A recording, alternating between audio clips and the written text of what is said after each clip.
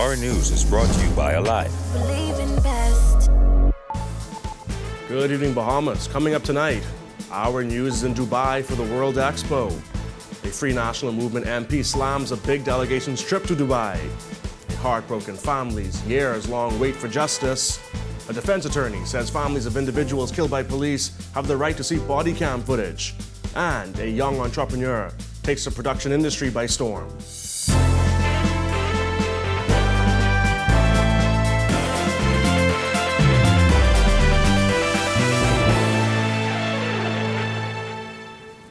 Welcome to Our News and thanks for joining us. I'm Jared Higgs, topping news tonight with over 100 Bahamians in Dubai, including government officials, bands, a choir and other artists. Bahamian culture is on full display in the United Arab Emirates. Jerome Sawyer is at Expo 2020 and has the latest. Every day, dozens of visitors walk the halls of the Bahamas Pavilion. It's an up-close and interactive journey into all aspects of Bahamian life and culture. On Sunday morning, Prime Minister Philip Davis and Mrs. Davis got their first glimpse of the setup.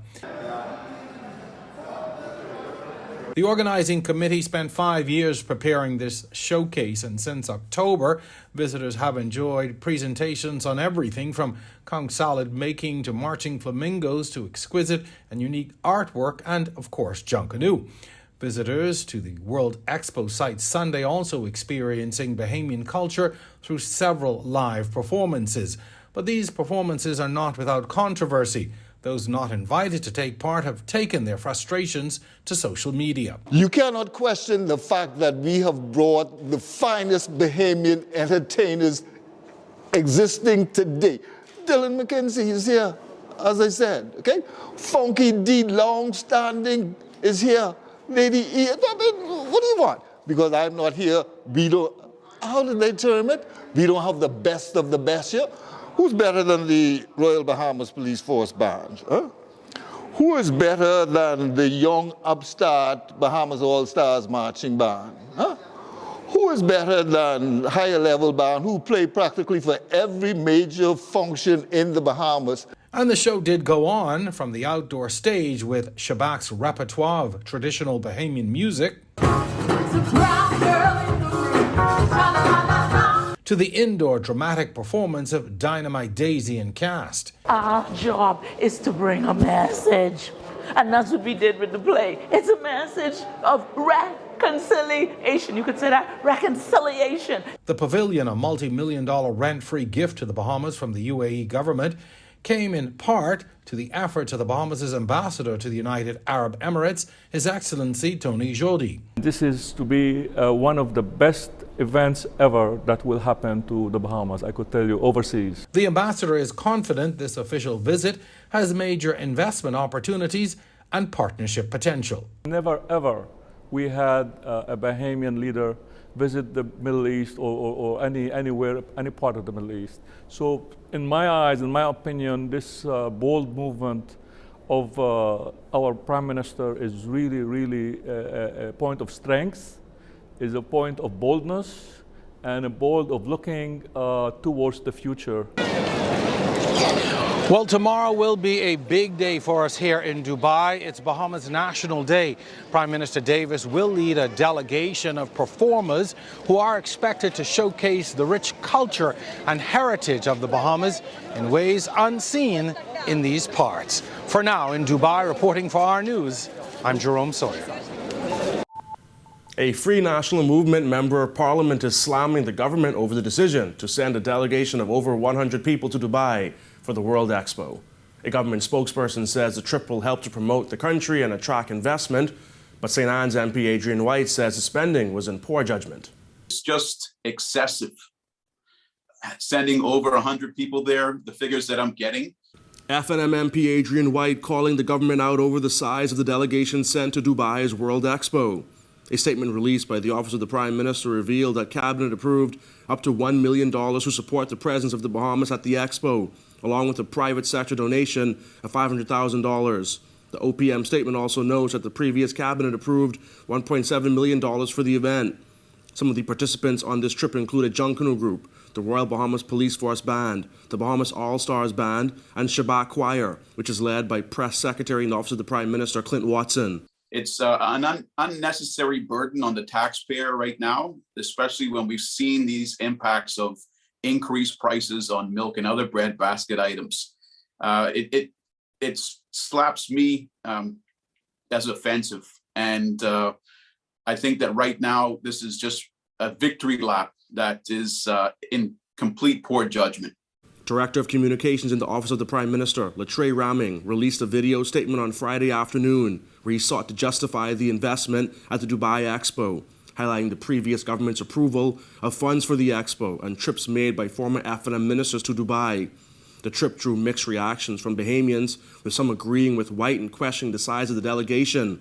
Others suggested that the money was well spent because it was spent on Bahamians. We definitely have a lot to show the world. Those that are interested already see it when we perform on the Olympic stage, when we perform in cinema.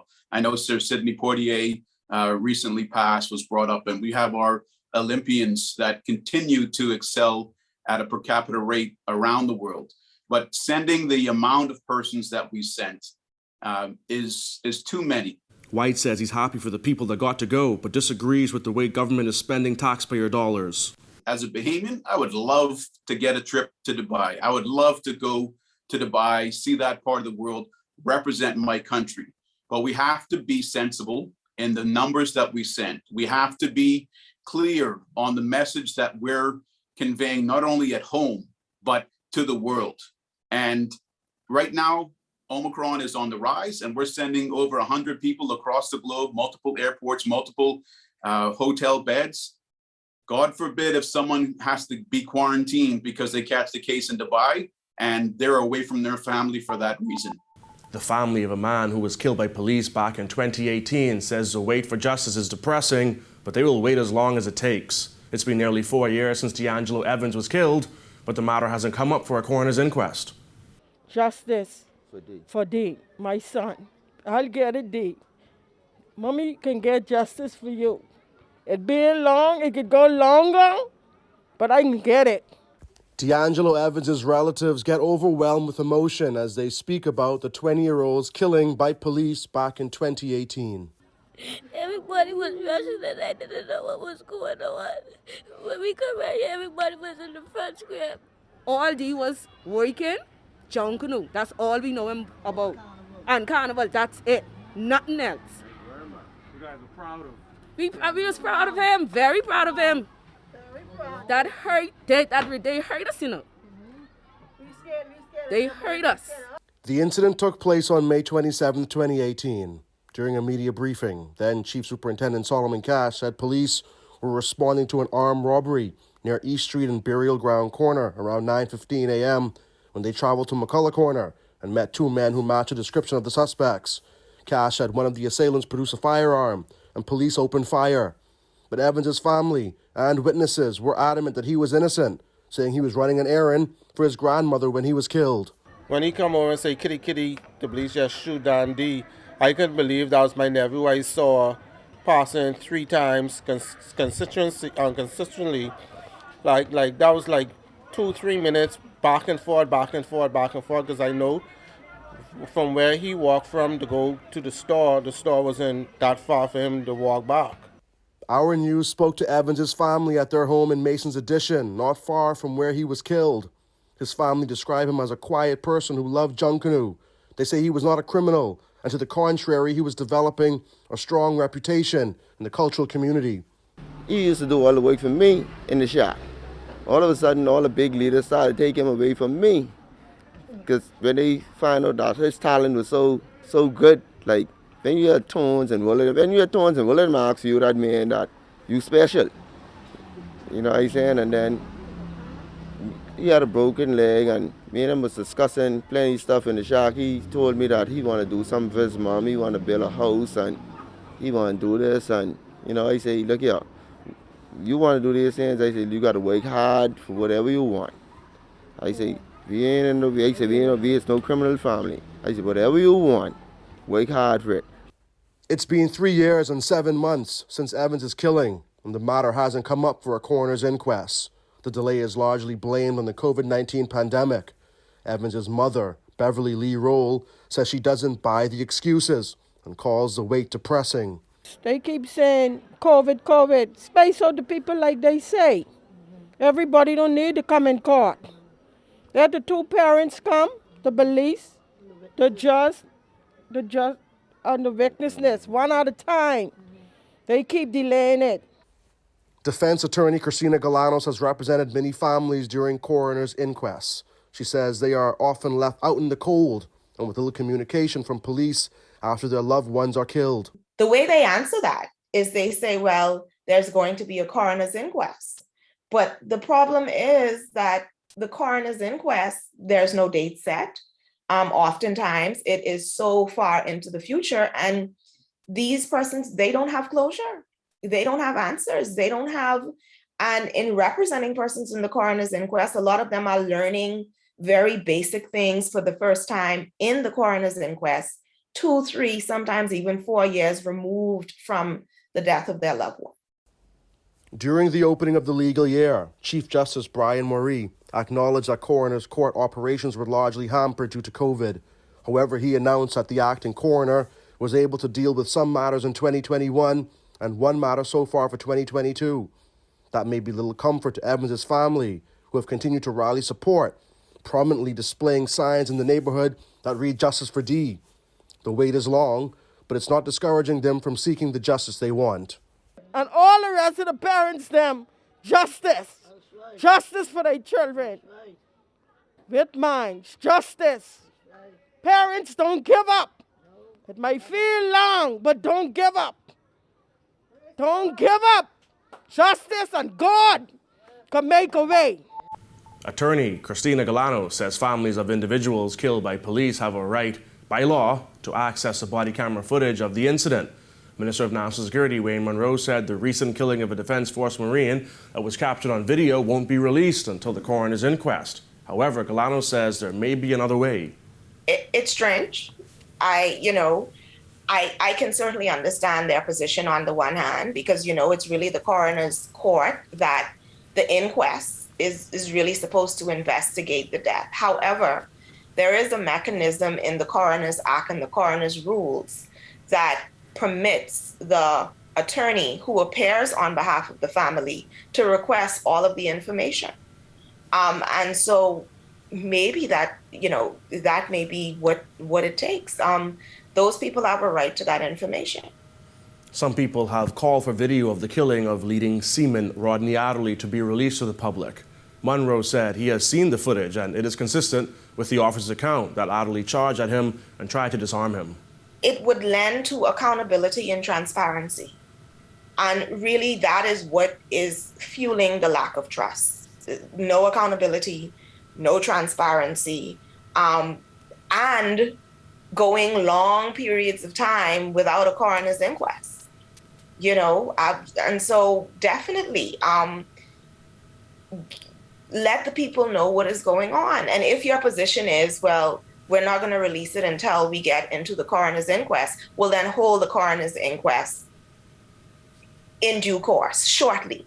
It should not take place beyond 3 months if your position is you're not going to release something as critical as that until the coroner's inquest. Well, your coroner's inquest should not be 3 years away from now. Still to come on our news. An international health expert weighs in on the country's COVID hospitalizations. And meet the young entrepreneur making moves in the production industry.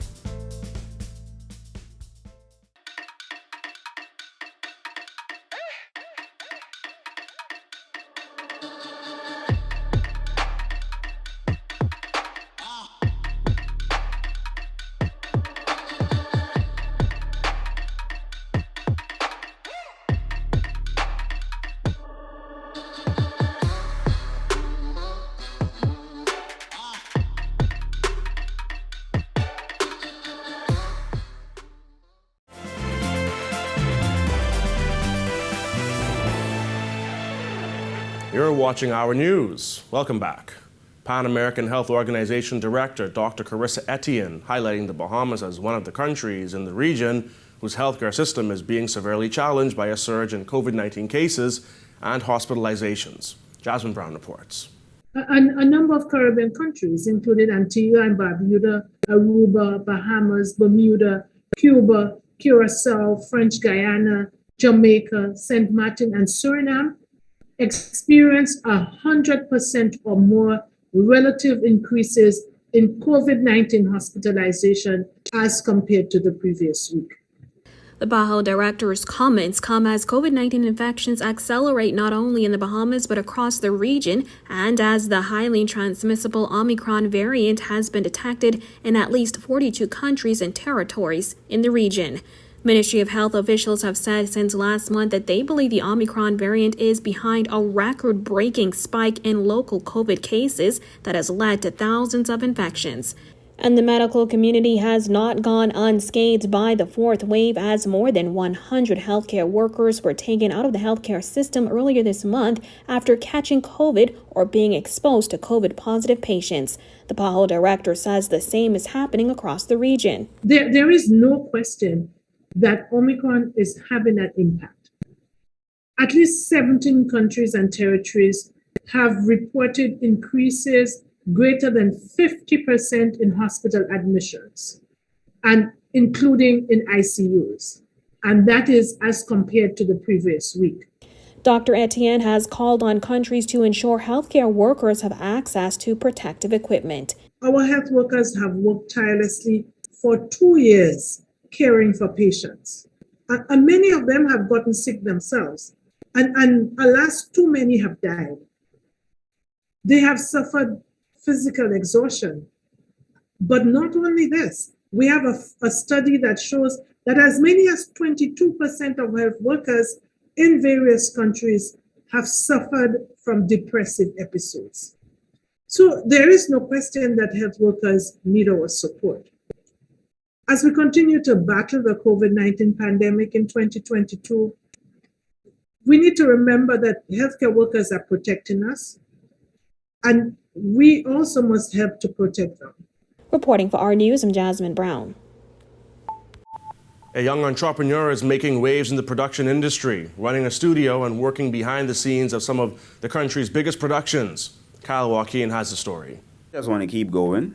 I just want to keep pushing. I just want to be up there with the major production companies in 5 years. At the age of 26, Nathaniel Conliffe has made a name for himself in the local production industry.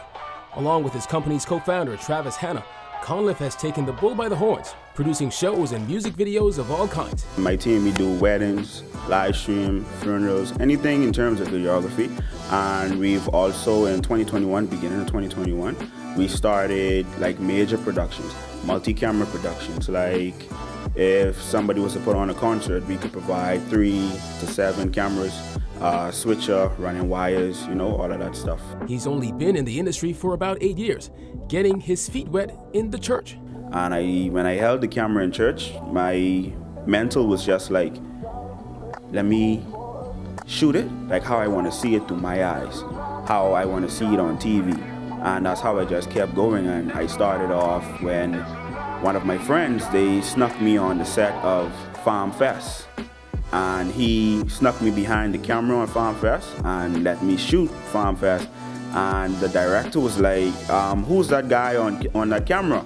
I need his number, I need to talk to him. And from there, his name is Trevon Patton. I owe a lot to him, and I owe a lot to Mark Cartwright. From there, it's been magic. Conliffe now runs a studio just off Tonic Williams Darling Highway, where they do everything from music recording to full-on video production. We have 2 sections to the studio space. We have the videography side, videography and photography, where videographers could come in, set up their set. Anybody actually could come in and rent it. Then we also have the photography side as well. Where photographers come in, we have 9 different colored backdrops. They're in the studio, we set it up for them to let us know exactly what they need. While he wouldn't call it a stroke of luck, Conliffe knew the traditional college route wasn't for him, but made his talent work. Waking up every day at 6 a.m. To do accounts, it wasn't for me. And when I started my own business, I was like, this is what I want to do. So I was at work. The most important thing I would say is you have to put in that time. I used to get up and go to work for 6 a.m., get off at 5. When I get off at 5, I'm here in the studio until 3 o'clock in the morning. Though still a young company, Conliffe said he's proud of his team and the strides they've made so far. His goal in the next 5 years? I want to see my company amongst the big boys. For Our News, I'm Kyle Joaquin. Up next, Sir Sidney Poitier's return to the silver screen. And later, we count down the quotes of the week. Stay tuned.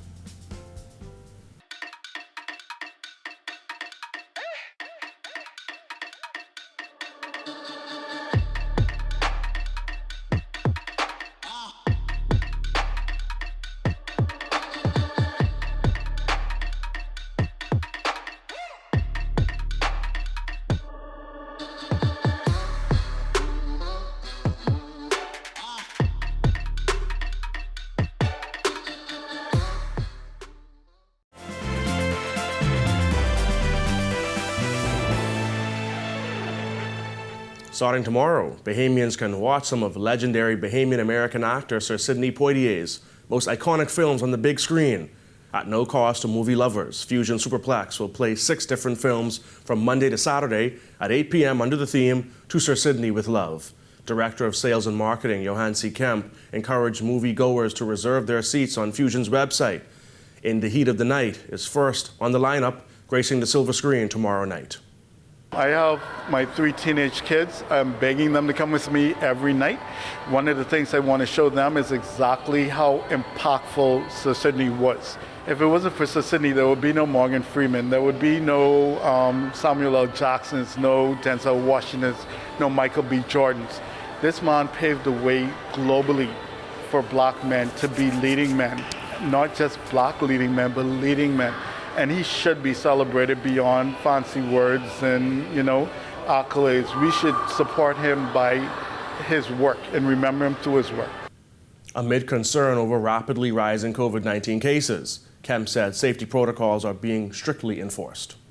Since the rise in cases, we've gone into deep cleaning, so the theaters after every movie, we're still doing the social distancing. We've actually increased the level of cleaning that we take and precautions that we've taken in the theater for the public safety. So we are very excited to be showing these films.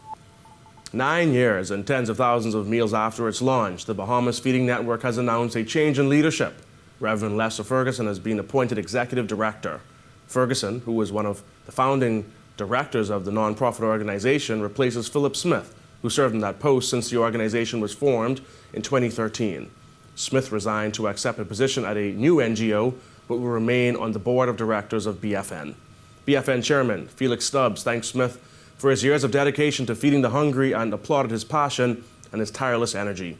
Stubbs welcomed Ferguson, whom he described as a man whose purpose-driven life has impacted and uplifted countless numbers of men and women and children. Ferguson was the first Bahamian divisional commander of the Salvation Army in the Bahamas, leading that ministry organization for 10 years. Still ahead, find out the quote of the week. Stay with us.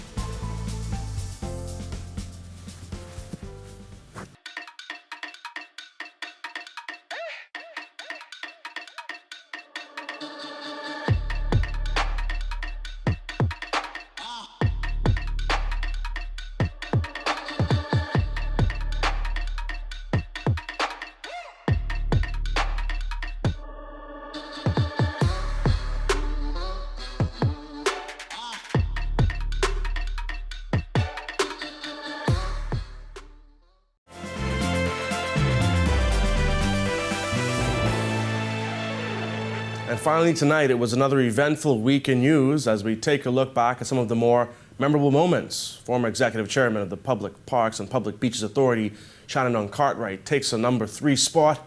On Wednesday, he spoke out for the first time on an audit of the authority. Again, you stand on the premise that you did nothing wrong. I stand on that premise. I would have made a statement in the House of Assembly a couple of weeks ago, and that's all I wish to say on the matter. At number 2, a former Defense Force Marine came to the defense of a fallen brother who was shot and killed by police while unarmed. It's amazing how one word could diminish the character of a Marine, but he worked so hard for 13 years to build on the job. He trained not only young and old officers, but local and international police officers. The statement is why I'm here, because if you do that to him, you do that to all of us who know him. And your quote of the week comes from Minister of National Security Wayne Monroe, who made some controversial comments about that Marine who was killed by police. when the matter comes out, the same people who seek to vilify the police, there are going to be issues around the mental challenges to the Marine in question. The question was asked, why would you rush at an armed police officer? Well, the public must understand that our heroes are human beings just like us. They're afflicted with the things that may afflict us. And so just be very careful when we come to assess people and why they do what they did. Thank you for joining us for Our News Tonight. On behalf of the entire team, I'm Jared Higgs. Have a beautiful evening, Bahamas.